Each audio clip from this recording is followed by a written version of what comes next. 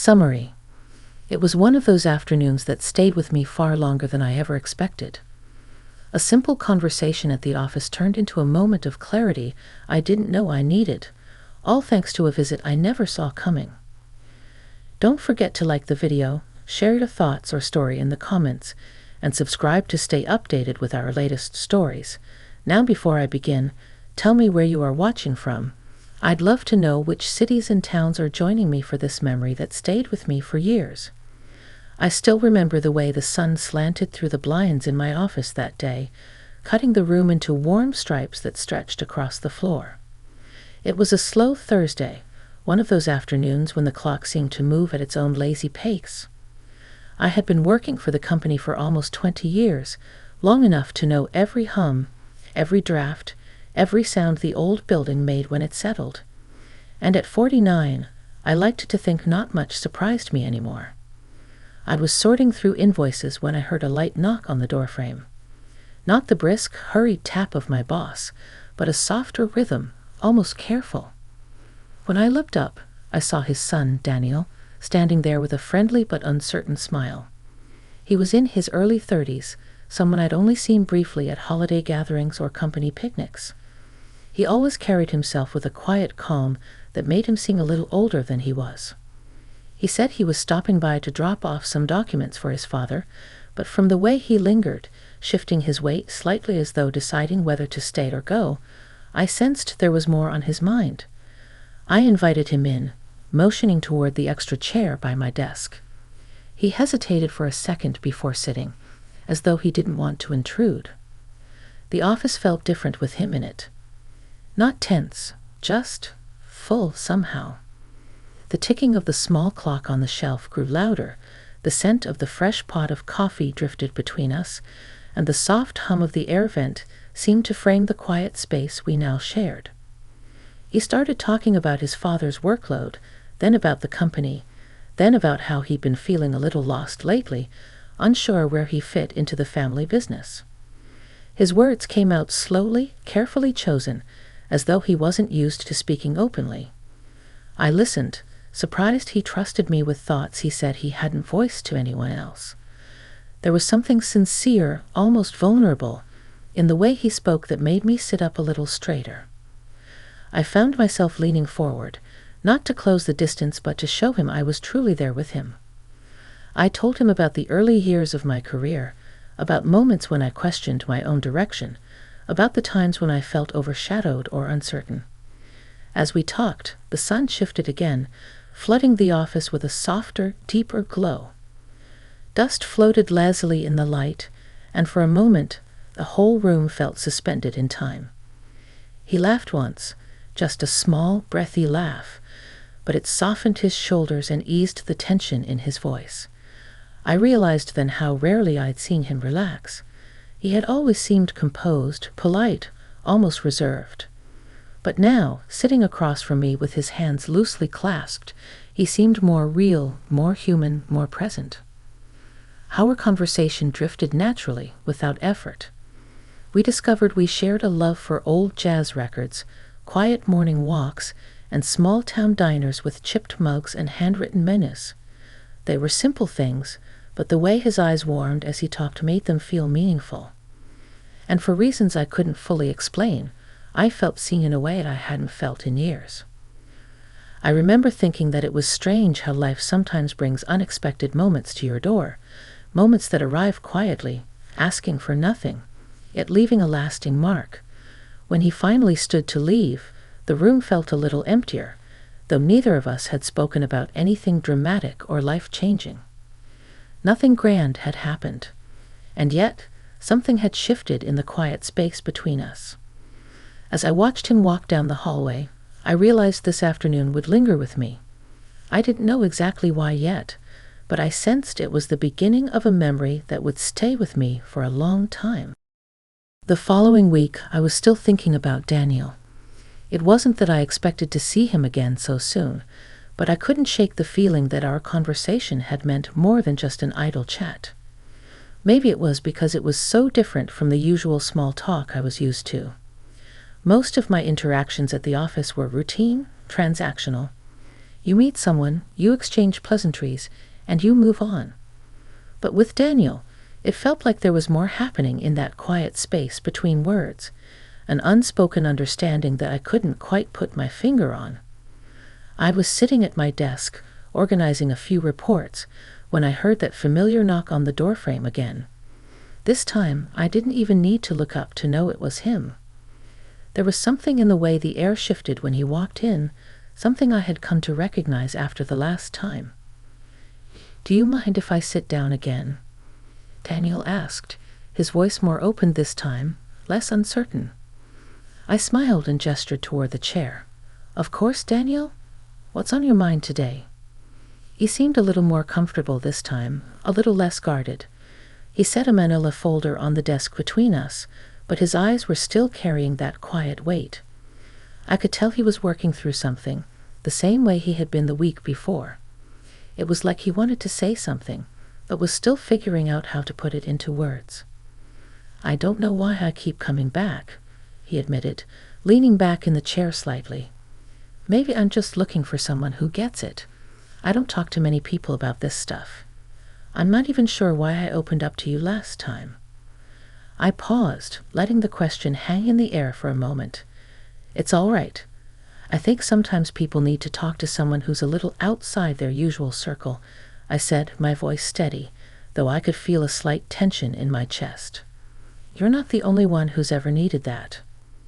There was a long pause before he spoke again, this time with more certainty. "I guess I've been struggling with the idea of taking over the family business. I'm not sure it's what I want. It's hard to even admit that to myself, let alone to my dad. I don't want to disappoint him." His eyes met mine, searching, vulnerable. "I don't know if you've ever felt that way, like you're being pushed into a role you didn't choose." I had to take a breath before I answered, because the truth was I had. More times than I cared to count, but this wasn't my story to tell. Instead, I nodded, trying to keep the empathy I felt for him from overwhelming the moment. "I've had my share of those moments," I said, leaning forward a bit. "You know, sometimes life has a way of putting us in situations we didn't ask for, and it can be hard to see past the expectations others have of us. It's easy to feel trapped in a role that doesn't fit." He was quiet for a while, looking down at the folder he had placed between us. Then, in a low voice, he spoke again. "I feel like I've been running away from it. I've avoided working closely with my dad for years, even though I know he wants me to. But every time I think about stepping up, it feels like I'm losing myself, like I'm going to become this version of me that's not even really me." I could hear the conflict in his voice. The tug-of-war between family loyalty and personal identity was a battle I knew all too well. I could see that it wasn't just the business that was weighing on him. It was the fear of losing his sense of self in the process. "I get it," I said quietly. "Sometimes the hardest part isn't doing the thing we're expected to do.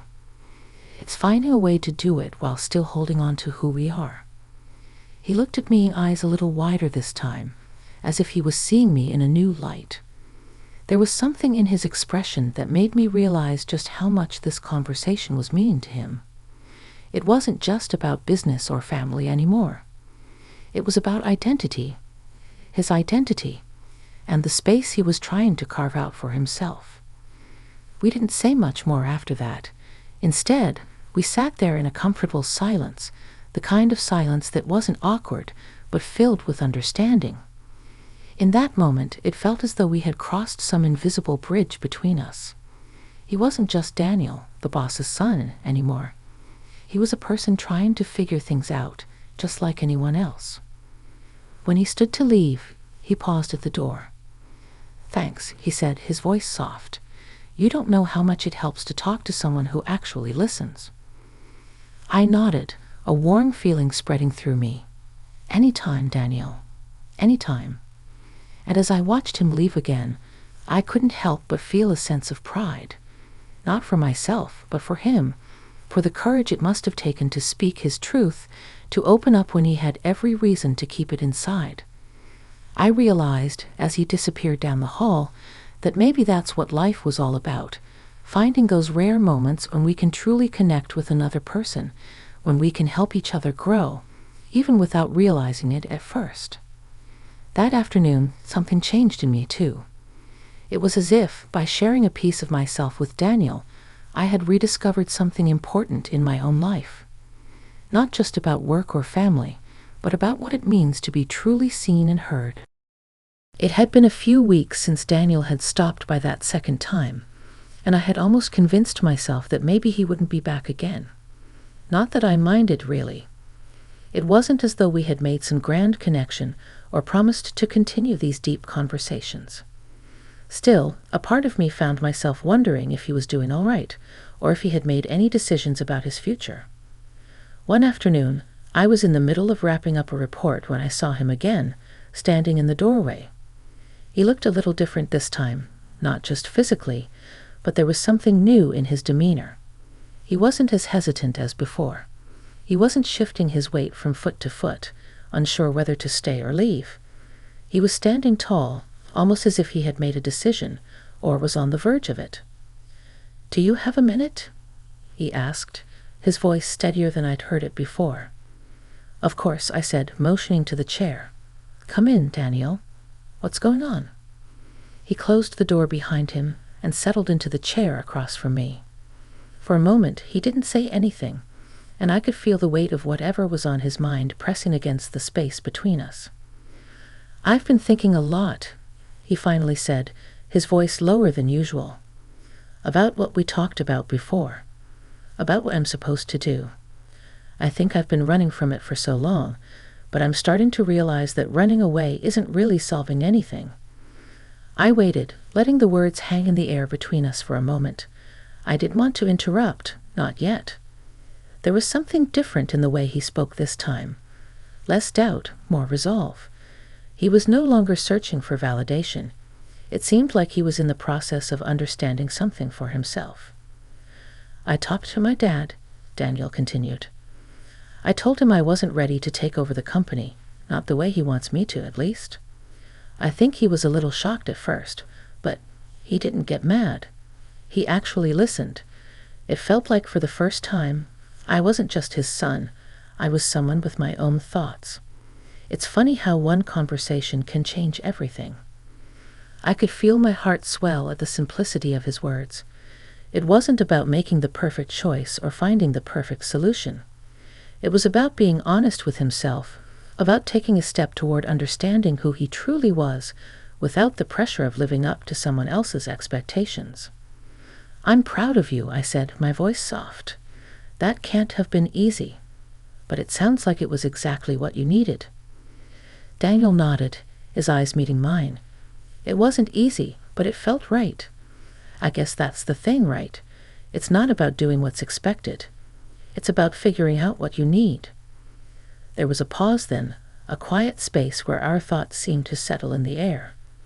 I noticed how his shoulders seemed a little less tense now, how his posture was more relaxed.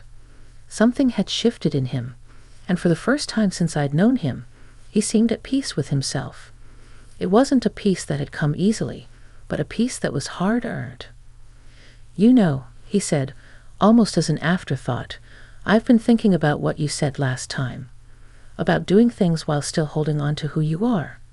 I think that's what I need to do next. Not just for my dad or the company, but for me." I smiled, feeling a warmth spread through me. That's the hardest part, isn't it? Learning to hold on to yourself while everything around you is pulling you in different directions. We both sat there for a few moments, letting that truth settle between us. I could see that he wasn't just talking about his career anymore. He was talking about his life, his choices, his sense of identity. He was at a crossroads, but there was a clarity in his voice now that hadn't been there before. "I'm not sure what's next," he admitted, "but I'm starting to think that it's okay not to have all the answers right now." I nodded. Sometimes the answers come when we're ready for them, not when we force them. And for a moment, we simply sat there in quiet understanding. I realized how much I had grown in these past few weeks, just by being present in his journey, by watching him navigate his uncertainty with such courage. There was something deeply humbling about it, the way he had trusted me enough to open up, to share pieces of himself that weren't easy to talk about. When he stood up to leave, there was no rush, no hurried exit. He lingered for a moment, as though considering whether to say more. But then he simply smiled and nodded. "I'll keep you updated," he said, his voice carrying a note of reassurance. "Thanks again for listening. You've made a difference. I don't know if I could have figured all this out without these talks." "It's been my pleasure," I said, standing as well. "Take care, Daniel." As he walked out of my office, I found myself reflecting on how much a simple conversation can do. We don't always realize it in the moment, but sometimes just being there for someone, without judgment, without advice, can help them unlock something they've been carrying for a long time. That afternoon, as the sun began to dip lower in the sky and the office quieted down, I felt a sense of gratitude that was hard to explain. It wasn't just about the connection I had shared with Daniel, but about the way these moments of human connection had a way of weaving themselves into the fabric of our lives, quietly, without fanfare. And as I sat back down at my desk, I realized that whatever happened next, I would carry the warmth of those conversations with me, for however long they stayed. Months passed after Daniel's visit, and life at the office slowly settled back into its usual rhythm. The conversation we'd shared that afternoon didn't feel like an isolated moment anymore. It had left a lasting imprint on me, like a quiet echo that played in the back of my mind from time to time, reminding me of something I'd almost forgotten. I didn't see much of Daniel after that. The nature of our work kept us at a distance, and I'd grown accustomed to his rare appearances at the office. But every now and then, a fleeting thought would cross my mind. I wondered how he was doing, how he was finding his way. I imagined him taking the time he needed, figuring out what felt right for him, not just his father or the company. Then, on a particularly warm afternoon in early spring, the phone rang at my desk. The voice on the other end was familiar, though I hadn't heard it in a while. "Hey, it's Daniel," he said, his tone casual, but there was a certain note of excitement there. "I hope I'm not catching you at a bad time." I smiled, hearing the change in his voice. "Not at all. It's good to hear from you. How's everything going?" There was a brief pause, and then he spoke with a note of satisfaction that I hadn't heard before. "I've made a decision," he said, his words slow but confident. "I've decided not to take over the company, not in the way everyone thought I would. Instead, I'm going to start my own project, something I've wanted to do for a long time. Something that's mine. It's scary, but for the first time in a while, I feel like I'm doing what's right for me. If this story touched your heart, don't forget to give us like and subscribe this channel." "I'm so happy for you," I said, feeling the sincerity of my words. "That's huge, Daniel. I'm proud of you." "I couldn't have done it without you," he replied quietly. "Without our talks. You helped me realize that it's okay to do something different, to step away from the expectations and figure out what truly matters to me." There was a moment of silence, and in that quiet space, I realized how much he had changed since that first conversation. He wasn't the same uncertain young man who had walked into my office all those months ago. He had grown, not just in his career, but in his own sense of self. And somehow, through it all, we had shared that journey, even without realizing it. "I don't know what the future holds," Daniel continued, his voice a little softer now, "but I do know that I'm excited. And for once, I'm doing this for me, not for anyone else. That's more than I could have asked for." "I'm glad to hear that," I said, feeling a sense of pride that wasn't just for him, but for both of us. "Whatever comes next, I know you'll make it your own." He laughed, a light and easy sound that seemed to match the warmth of the day. "Thanks. I'll keep you updated, okay? I want you to be one of the first to know when things start moving." "You've got it," I said. "And remember, I'm always here if you need to talk." We said our goodbyes, and I hung up the phone, a smile tugging at my lips. There was something deeply satisfying about seeing someone you've had a conversation with, someone you've shared a moment of vulnerability with, grow into themselves. It was more than just professional development. It was a personal evolution, one that was inspiring to witness. That afternoon, as I sat back at my desk, I couldn't help but reflect on how much those conversations with Daniel had meant. At the time, I hadn't fully understood their significance. I hadn't known where they would lead, or even if they would lead anywhere at all. But now, I saw that those quiet, unexpected moments were what had brought us both to this place of clarity. In the end, it wasn't about having all the answers or solving every problem.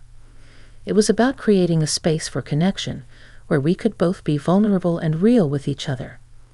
It was about listening, not just with our ears, but with our hearts. And it was about helping someone find the courage to be true to themselves, even when the world around them seemed to demand something different. As the sun began to dip lower in the sky and the office quieted down for the day, I leaned back in my chair, reflecting on how much I had learned through this unexpected experience. I had learned about patience, about the quiet strength of listening, and about the power of being present for someone else.